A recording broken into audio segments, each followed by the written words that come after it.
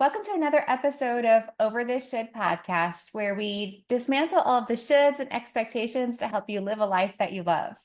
Today, we have the pleasure of speaking with Barb Scala, a renowned transition coach, author, and founder of Bloom with Barb. Barb's dedicated to helping women rediscover their passions, purpose, guiding them to bloom to their fullest potential. With her empowering approach, she encourages women to embrace change, create the lives they've always dreamed of. Welcome to the show, Barb. Thanks so much for having me, Pamela. I'm so honored to be here. It's my pleasure. Is there anything in your bio that I missed that you wanted to add? You covered a lot. I mean, certainly, I've had a journey of years and different transitions myself, which is why I position myself as a transition coach. I mean, I started as an attorney, went to coaching early on, when almost we didn't call it that, went back to practice law and making, my next act, this act where I've always wanted to be in helping women to bloom to, like you say, their fullest potential. I love to help women make that transition. Mm-hmm. So you've had a transition yourself. What really inspired the journey and inspired you to start Bloom with Barb? Because starting a coaching company isn't trivial. It's a lot of work. So what took you there and what inspired you to do that?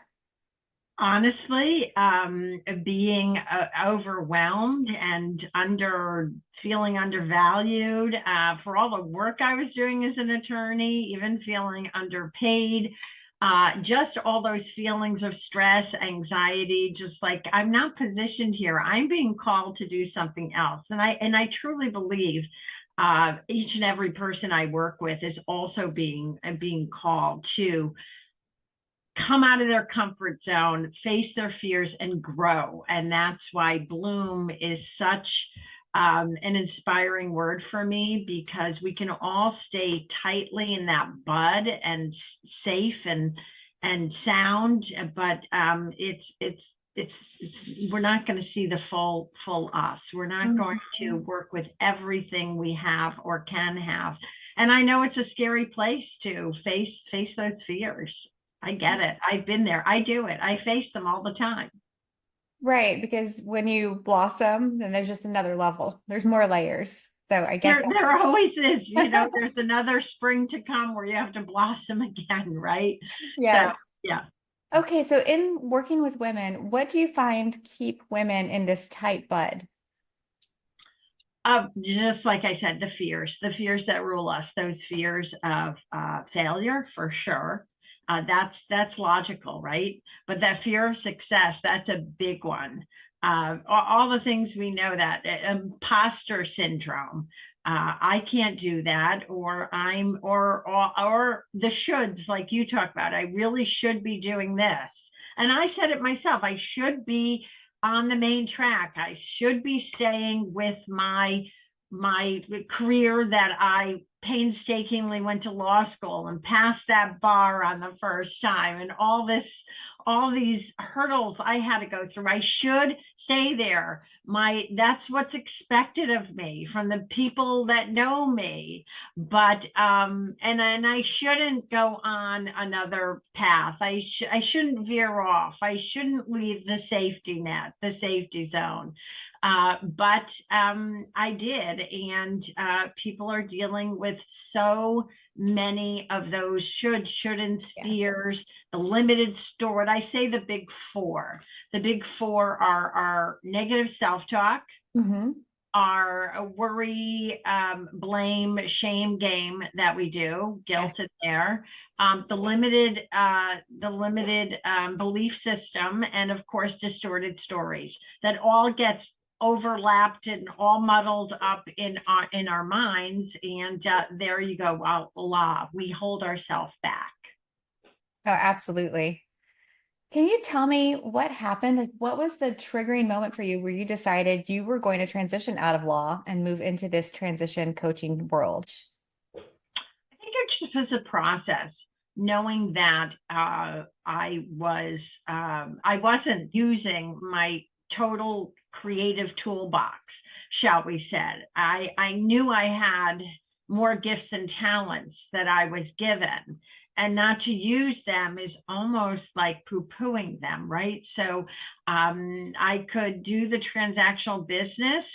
There were still challenges with that. I'm not saying like I could do it blindfolded or anything, but I just knew there was more. It was that little voice, and it kept speaking. And when we have the courage to listen to it, it does get louder, and it does guide us to the unknown and to face our fears. And in Bloom, of course, we want to grow. It's all about growing. It's all about that personal, of course, professional growth, but that all goes under this, that all gets molded into one under the same umbrella. You're growing. You're growing because there's no plateau. We can't hang out on a plateau forever. We either wither, right? We either wither because we haven't been, fed, water, sun, whatever, or we grow, And I wanted to take the grow path. Mm-hmm. I think you said something really important. So many women that I talk to are waiting for this big aha moment that it's time to make a change out of a job, out of a relationship, out of whatever. But sometimes it's the slow fade, the disengagement you start to feel as an employee that should be the little triggers for you to recognize something needs to change. Sometimes it's just these little baby events that create 1,000 cuts that make you go towards leaving. It doesn't always have to be some big, my boss came in and said this thing and that's it. It's the end of the world. Like sometimes it's just death by 1,000 cuts in corporate. That's very true. I love how you say that, 1,000 tiny cuts. But oftentimes there is a moment of some sort of trauma, or there is some event. I mean, I ventured into this coaching world when I went through a not so nice divorce, something that really shook me to the core. And I started to wonder, what is my next step? I had taken time off to have a family. I did work, but not in law. I didn't want to go back to law. So that's when I started to taking coaching. What is this? What's going on? That was a few years ago, because I've been in this a while. And then, as I say, as a single mom and all, you start worrying about your security and all. And then the legal profession called me back. But it was shall we say, it's a Band-Aid. Some things are not meant to be forever. And when we are called, we are called. We keep hearing it, and we want to put that voice in a box many times. But often, if we are in tune with ourselves, we have got to let that out of the box. Yeah, and I find that can be difficult when you're early in the journey of personal development. What I remember from my experience is I felt an inner knowing that there was more, and that I was completely overwhelmed at work and underjoyed by what I was doing. I was resentful in my marriage because I felt like I was a single married mother. And so these little things were happening, and I knew there was something more, and I would tell myself that, but then I had the doubt and the fear that said, no, this is exactly what you're supposed to be doing as a mom. You should be showing up this way. You should be this way as a wife. You should put in your dues at work. Why do you think you are ready to move up to the next thing? Who do you think you are? And it was the battle of these voices, one being my negative inner critic and one being that calling you're talking about, the inner knowing. So I think it's really important for people to be able to recognize that negative voice isn't necessarily yours, right? It's there to protect you. It wants to keep you safe and small. Great. Thank you, prefrontal cortex. But also, you can have that voice and be made for more. And I know one of the techniques I work with my client is we name the negative voice. That was hugely helpful for me in the beginning. It's part of the CBT training I did. And just giving it a name. I won't say mine out loud, but say Georgie, right? Like say the name is Georgie. When that negative voice popped up that said, you shouldn't try this at work, you shouldn't ask for a promotion or a raise, who do you think you are? I would say, thank you, Georgie. Your advice isn't needed right now. And just being able to separate it was a big help, because I think what I see so many women battling with is this desire, this calling, this belief that they're made for more, but it is overwhelmed by all the negative thoughts we have that follow. That's all the chatter. That's why one of the big four is that negative self-talk. because it goes wah wah wah wah wah, and you do. I tell myself and the women that I work with over and over again, listen to it. It's there it wants to protect you in ways, right? But just know it's there. Quiet it down, soothe that voice, because that voice needs healing. That's why it's in panic mode. Put it almost, I almost say, like, look at it as a physical thing. And here I have a shelf behind me, and put it on the shelf. You can take it back and listen to it all day for a while. But when you have a certain thing in front of you and you have to get through it, you have to walk through it, you have to work with it, you have to reinvent yourself, whatever path and journey you're on, it's that voice on the shelf, can stay there, and we know it's coming back. We know it's not there to stay. So it's that muscle we exercise, right? I always say that mindset is a skill we can definitely all accomplish. It's not innate necessarily. Yes, there are people that have that glass half full mentality. As if you study anything like the Enneagram or anything, that people have this innate qualities of being more positive sometimes. But that doesn't mean that if you tend to go to the glass half full, that you can't acquire the mindset skills it takes to persevere and be resilient when you hear it, and know that it's something that's a challenge, of course, with a growth mindset, which of course I love in my Bloom language. A challenge is just that. It's a challenge, and it can be overcome no matter what it is. We just have to face it, and we remind ourselves, oh my gosh, I'm in my fixed mindset. I'm in my closed mindset. That's another like naming that voice. It's like, oh, there you go again, fixed mindset. There you go. You're trying to keep me in this box. I'm going to work with my openness and all the energy and everything that's out there in the universe, and plow through this and push through this. Because I don't have to make a hard stop with this fear. I can get through it. Not sure, and you may not be sure how, but with the drive, there are three essential things that we need to if you quote unquote want to be a success or successful, and that's you've got to have some skills. And they can be acquired skills. They can also be skills that we need to get. Still, you have to have the mindset, and mindset, of course, is that muscle we have to exercise. We can't go to the gym on the first day and pick up the heavy weights and all. We have to work with it, and the drive I feel is what a lot of people, they have the skills, or they know how to get the skills. They start working with the mindset work, but the drive is the momentum that pushes them forward. So that's an essential piece as well. And the courage might be another piece I would add to that, because when you start that self-discovery process for growth mindset, it can be scary, and it could be hard to recognize the patterns that you have, and maybe even dive into, where is this coming from? Is this a belief that I want to keep? All of those things can be really intimidating. But to your point, being able to have the drive and the resourcefulness to plow forward, even through obstacles and difficult times or beliefs, it's key to movement. Yeah, exactly. I do put courage is the umbrella I work under. I tell everyone that wants to go on this journey, first off, you have to have courage. And I love these, my Bloom is an acronym. I play with words. So then I started to use like the vitamin C's. We have to be curious, and that's our mindset, trying to get out of that fixed mindset, curious. And then we have to get clarity, right? We have to get clarity. Where are we going? What is that destination? Where are we going?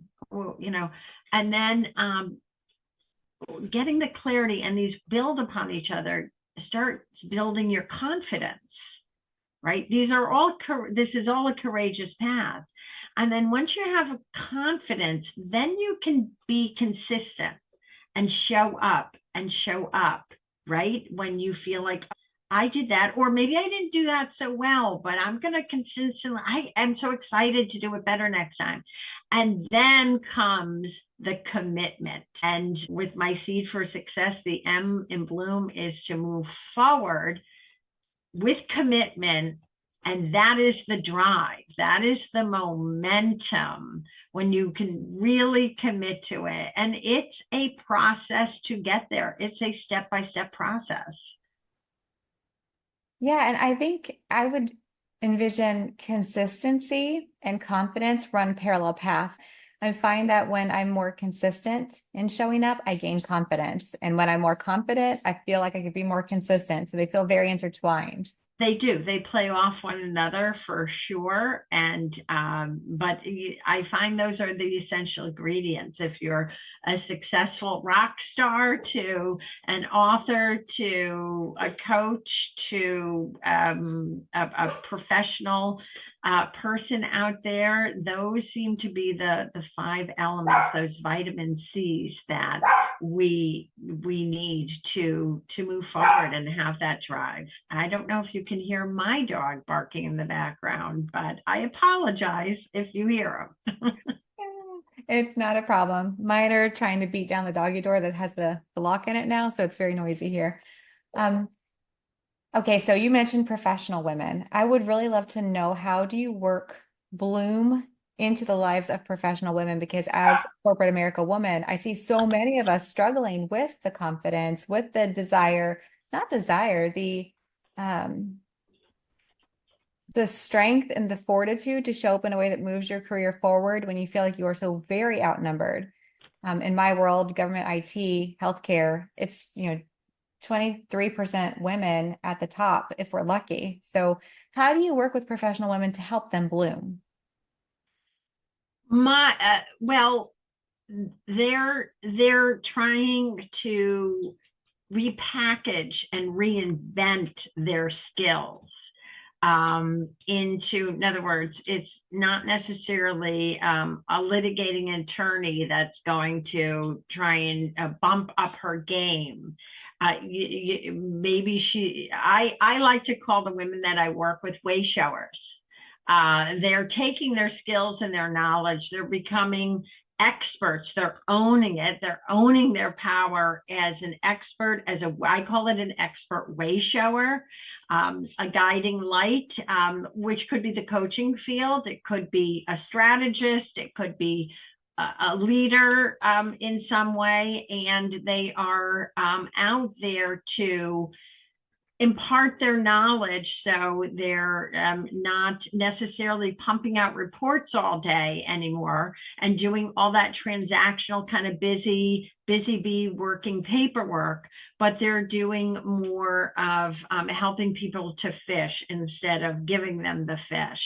So they're examples of people I'm working with. I have a marketing strategist who wrote several books, has written several books, and she realized her niche was to help authors publish their books as well. So now she can impart her marketing expertise into that book publishing world. So that's the kind of thing. It's more of a repackaging of how you're going to take these professional skills and use them for what I call their higher level of service to others. Okay. Do you work with women who are in a 9 to 5 type job and they want to stay in that job, but just promote up? Or is it more about an exit strategy into something you want to? It's both. It's both. You know, if they're in somewhere on the rung on the corporate ladder and they want to move up, how can they be a leader and stand out and move up that level? A lot of women are transitioning to something more entrepreneurial, where they are devising programs, online courses, for goodness sakes, I am dealing with someone in the medical field, and she's developing a wellness online program, which she can still do her medical work. Right. If you want to call it 9 to 5, it's not exactly 9 to 5, but she's developing herself. Will she totally transition out and just do her wellness, programs and start working? That's her choice. That's people, I work with women. That's their choice in how they want to do it. But they may be having a tandem or parallel, more parallel paths. And then they might gain the momentum in the thing they're developing, and they may say, I want to get out of the mainstream thing and do what I'm developing. Some people have financial constraints, they can't, but they want to develop themselves and grow in this area. So I help anyone under that umbrella who wants to break through their fears, get out of their comfort zones. Speakers, they could be in the corporate world, in the professional world, and yet they want to develop. They want to learn how to speak. I'm not saying I'm a speaking expert. I certainly was in court and had to face a lot of judgment coming my way. I was not a litigator, but I certainly had my days in court. So speaking is a fear we have to get through. And if we're a professional, to take that part of our business and start honing and growing and working with those fears. Yeah, I have women that are on that track as well. So when you work with folks, how do you recommend they understand their higher skills, and what does it look like to package those up?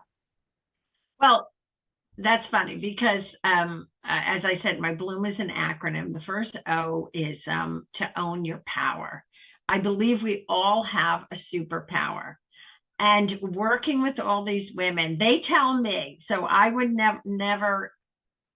Well, I can call when I'm doing something, but I do have a bit of a superpower in digging into all the layers and saying, I think this is the purpose-driven work you're looking for. And that's the key.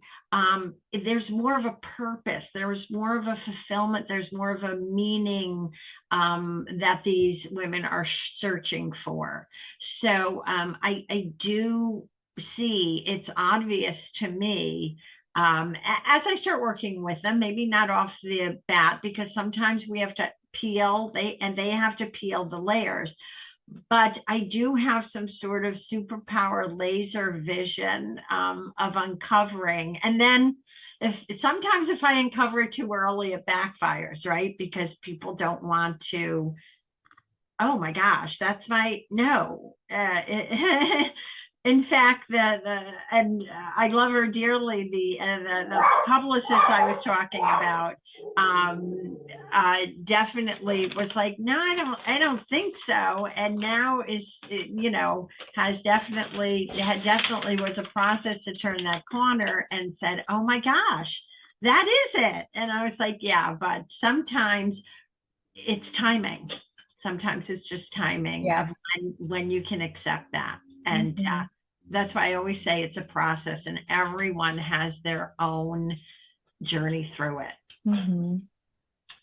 For the women who are still really stuck in the negative self-talk, and you want them to be able to own their power so they can start to peel back the layers of where they're meant for more, how can they do that if they can't get out of their own head, or they're choosing to not get out of their own head? What would you recommend she do?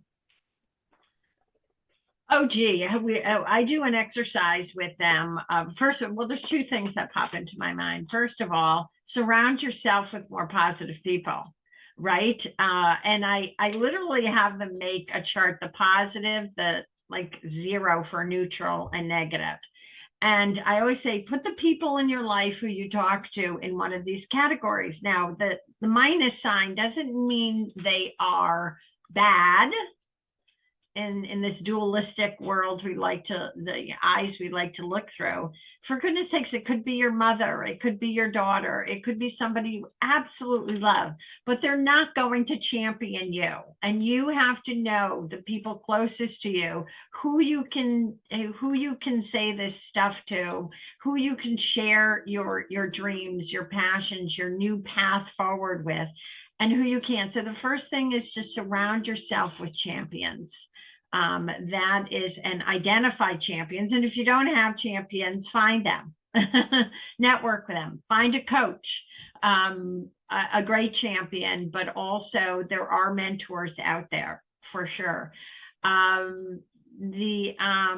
said two things. The second thing that comes to mind is an exercise that I have everyone do is doing their top 10.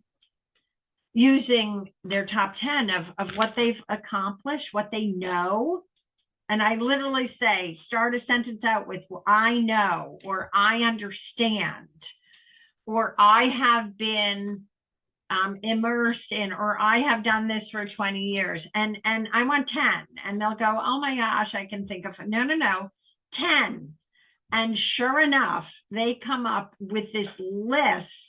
And then they're like, wow, I was sort of like downplaying all this stuff. And it's that distorted story, one of my top 4, that distorted story that we poo-poo, we overlook what we already have. So when they start looking and it starts revealing itself, oh my gosh, I guess I was kind of discrediting myself that way. And we're talking about top level professional women can do that as well.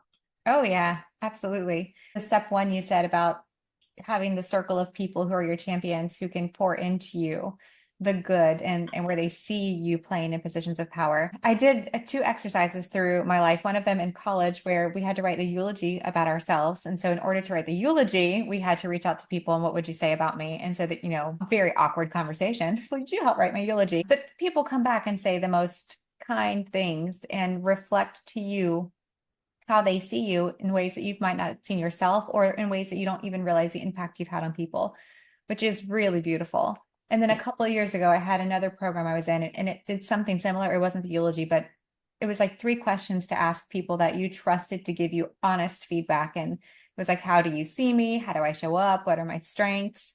And so if you have people that you trust to give honest feedback, positive and constructive, I think that's really helpful too, to kind of pour into your cup of, oh, I forget that people recognize these values or traits in me.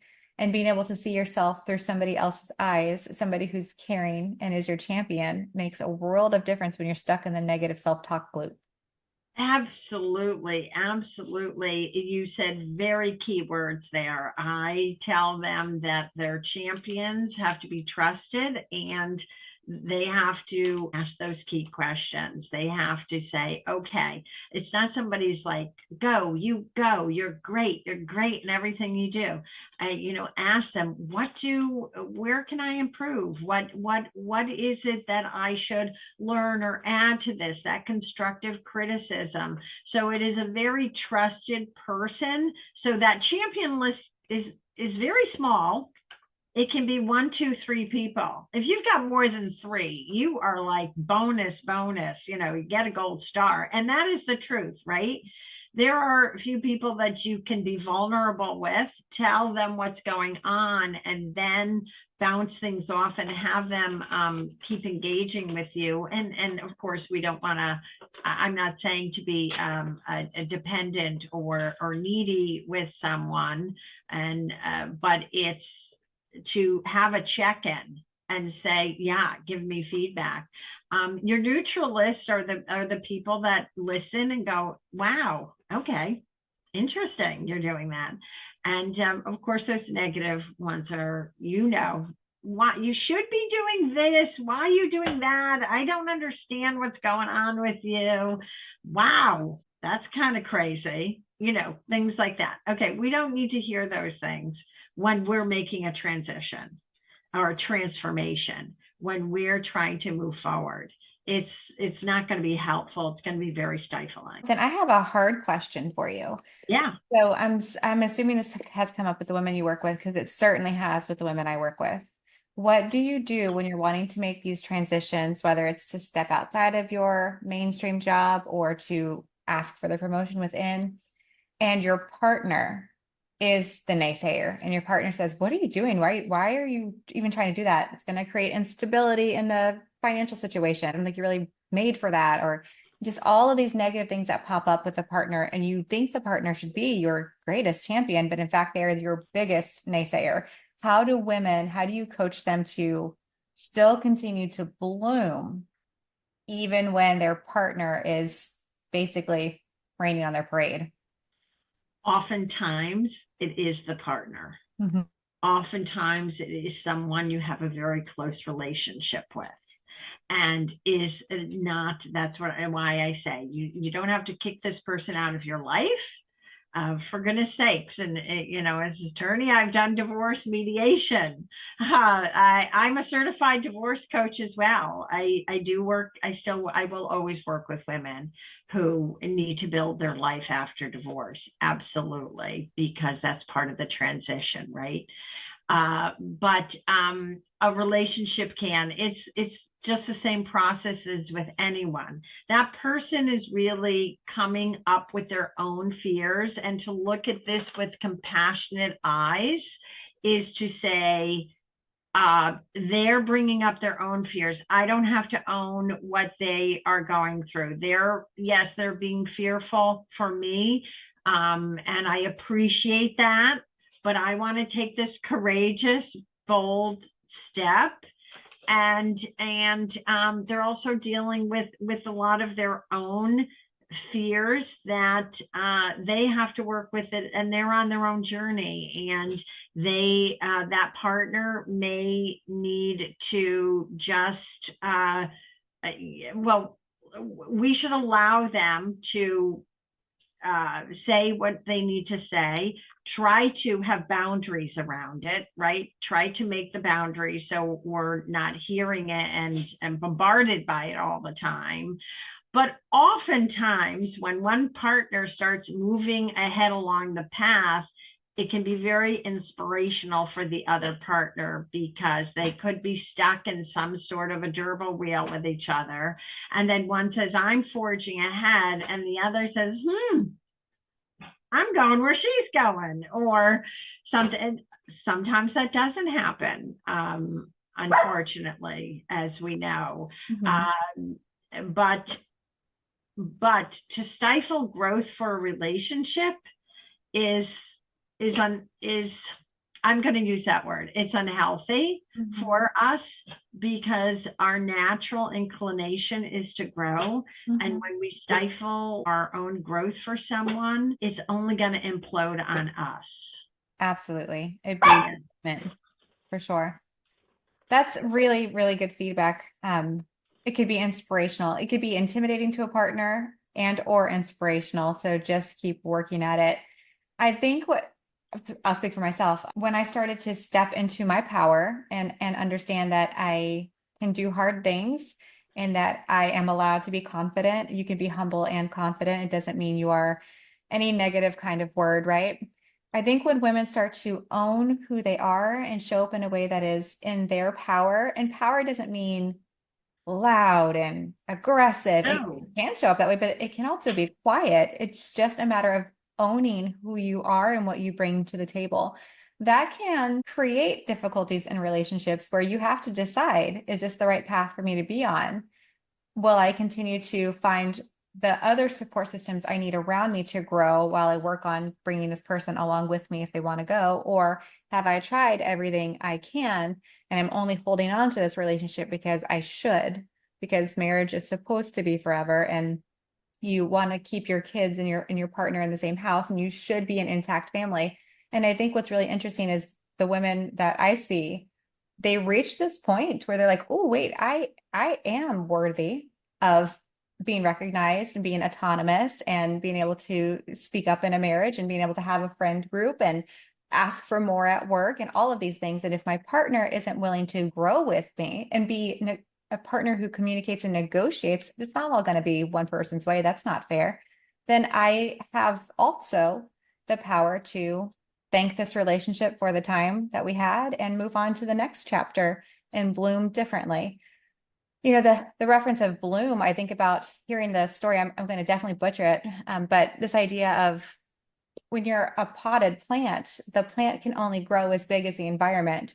So when you stay in an environment that's hell bent on keeping you small, you cannot grow. Your job is to uproot and get into a bigger plant or a bigger home, whatever that's going to look like. Transplant. And Yeah. that's transition. Yes. Absolutely. And you can take those people with you that you love and they can move into this bigger situation so you can continue to grow, or you create the new environment that you need because your life is yours. And at the end of the day, when you're on your deathbed, I think about this all the time. Well, I say, thank God I was subservient and I did all the things I needed to do to be a Proverbs 31 woman, maybe. Or will I say, thank God I had a partner who helped me like screech into the end of life here, hair on fire, did everything I needed to do and wanted to do, and I made a positive impact and personal choices. Exactly. And that's the journey that sometimes happens, which is why my divorce training, my relationship training, my transition training is so important for my work, because oftentimes there are relationship issues associated with someone that is trying to invest in their own transformation, and it's meeting a lot of resistance in a relationship. And as I say, it doesn't need to be the love partner or the spouse.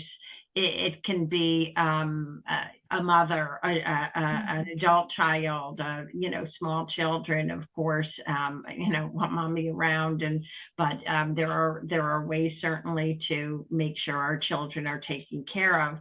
But a lot of relationships do get in the way, and we have to learn how to make those healthy boundaries. And in the partnership category, sometimes it is we cannot grow in this relationship anymore. So I understand that, and but that shouldn't stop anybody from growing. Again, that's a process. That's something where someone will have to be in that space of contemplation for a long time.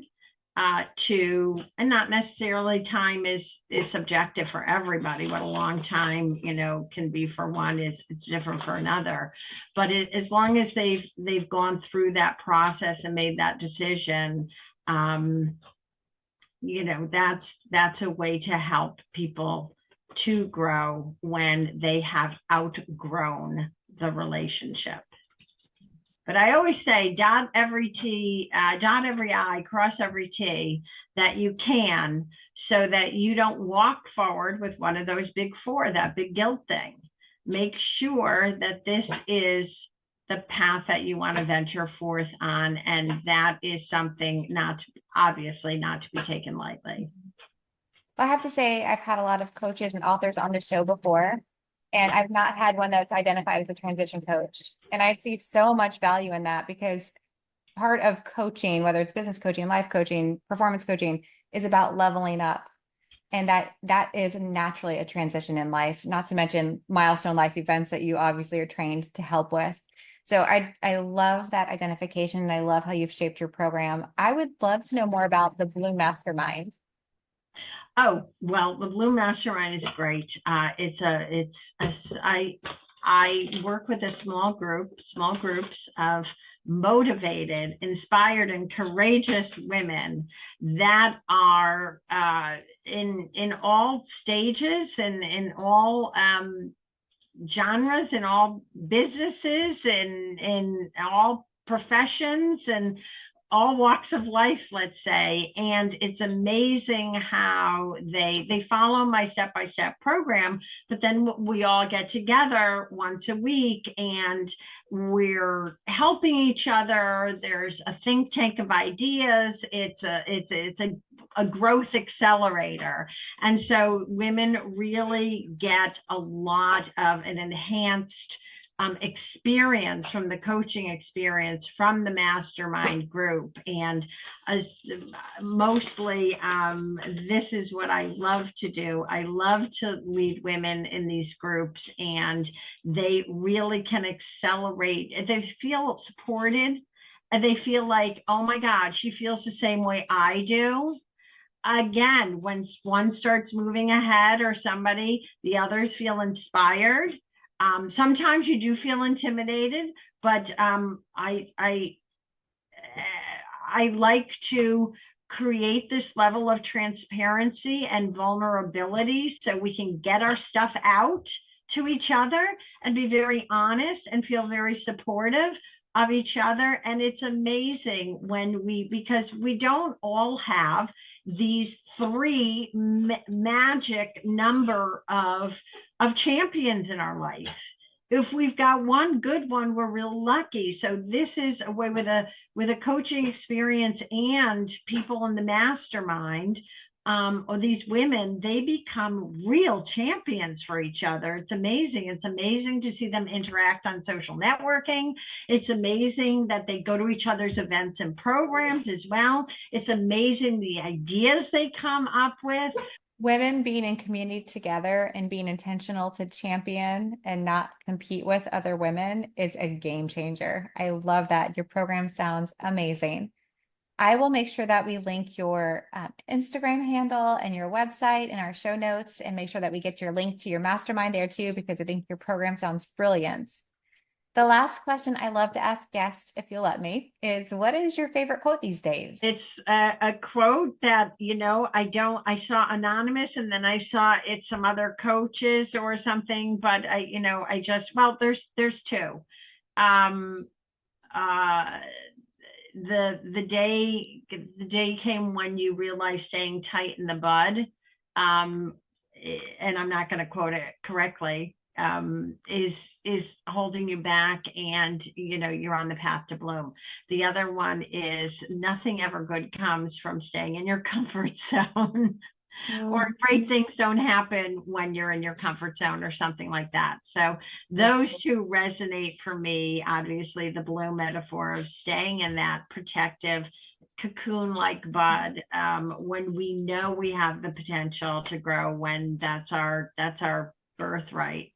And working through our fears, because growth, when we're growing, that's evolution, transformation, growing in this world.